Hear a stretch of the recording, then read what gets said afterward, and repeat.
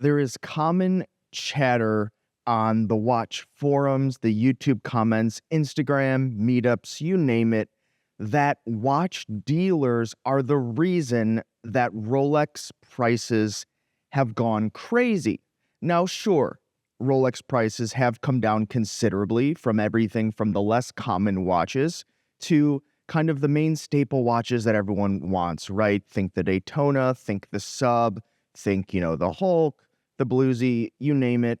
Rolex prices have come down, but still, to this day, there are large numbers of people, and I see it in the comments because I do try to engage there as frequently as possible.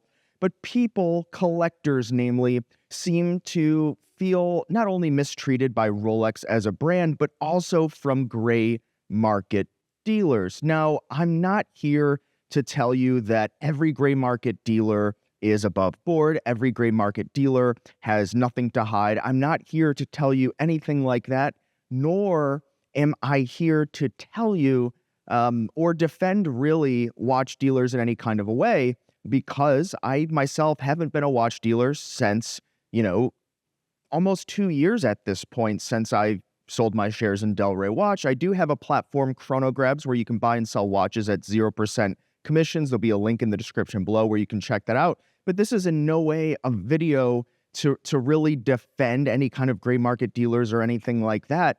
But I am here to share with you today that the reason that the watch prices had gone very crazy is not the gray market dealers who are sending them to the end collectors. Instead, these are the people that have high spends with the jewelry stores, with the authorized dealers that are able to acquire the watches at retail price. Now, if you watch this channel and others where I and others have talked about the types of things that would make you a more attractive buyer to an authorized dealer, and all Rolex boutiques are actually run and managed by third parties. They're not Rolex stores, so they all kind of do their own things in some types of way, especially depending on the reasons or the region in the world that they're located. But it's these types of people that acquire the watches and immediately shop them around. When I was at Del Rey Watch, we would receive, especially at the peak of the market, endless amounts of emails from people that just picked up their watch and wanted to shop it around to every gray market dealer to see who would pay them the most. And sometimes, if the watch was maybe not clearly a desirable model, the person shopping their watch around would actually never have even picked up the watch yet. In other words, they'd get the call from the dealer or the Rolex AD, and they would say, "Hey, I got this call. I'm thinking about picking it up. How much over retail will you pay me?"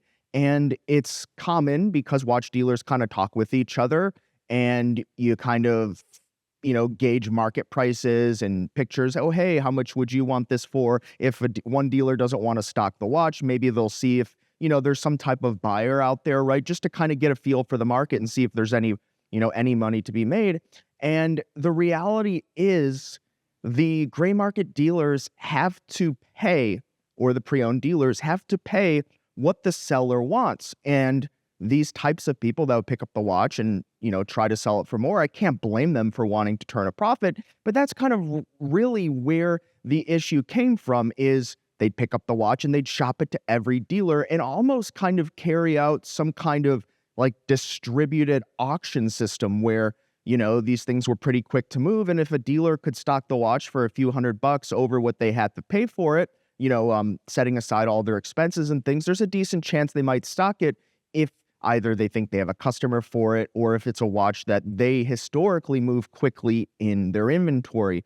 And so to kind of put that in contrast with where a lot of the collectors think that this came from is, there's this idea that the gray market dealers were buying these watches at retail price and selling them for 2 to 3 times what they paid for them. And there's a lot of finger pointing and kind of the pitchforks out by people. But I have to tell you that that's just not the case more often than not. Now, I'm not going to tell you that there's no, gray market dealer that wasn't able to secure a watch at retail and sell it for more. There's, authorized dealers in other countries that need to lighten inventory, or places where, maybe inventory doesn't move as quickly for these types of watches, especially the more expensive pieces, yeah, sure, maybe they'd sell it for retail or under to someone in another country, and that person might, mark it up thereon and post it on their website or Chrono24. But by and large, this has generally been the case.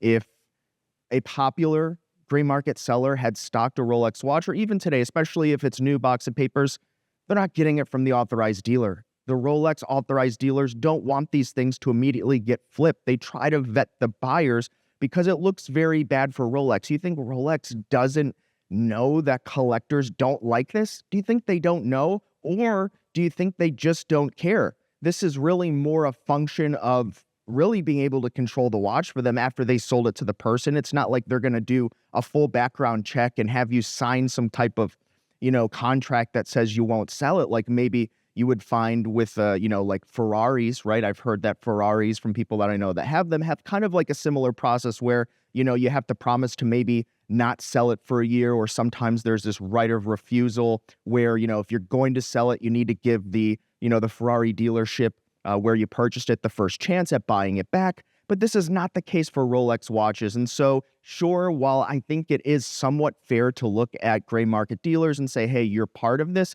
it's really the system of a whole. And if those that are picking up the watch and, demanding that they get paid double for it, and they ask every single dealer, well, if they ask hundreds or maybe, 1,000 dealers, a little bit on the extreme end, but if they ask all these dealers who's going to pay the most, they'll probably find someone that needs it and they'll be able to sell it. And that's going to drive up the price. And so that's what we saw. We still see a little bit of it today.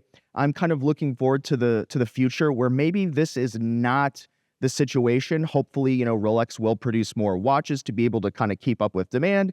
I don't know if that'll actually happen anytime soon or at all, or even if they want to, because they don't really make comments on that. But unfortunately, I think it's just kind of many factors that are involved here. And I just wanted to make the short video to kind of clear the air and kind of poke holes into some of the people that are just dead set on beating up every dealer. Sure, they're trying to make a living, but a lot of gray market dealers actually make most of their money on non-Rolex watches because the margins are just bigger because they sit on the shelves longer. But I know it's a bit of a polarizing video. I would love to see and hear what you have to say about this in the comments below. And do not forget to check out chronograbs.com, where you can buy and sell watches currently at 0% commission. It's quick to sign up, it's quick to post, and I think that you'll love it. Thanks again, guys. You've been chatting with John P.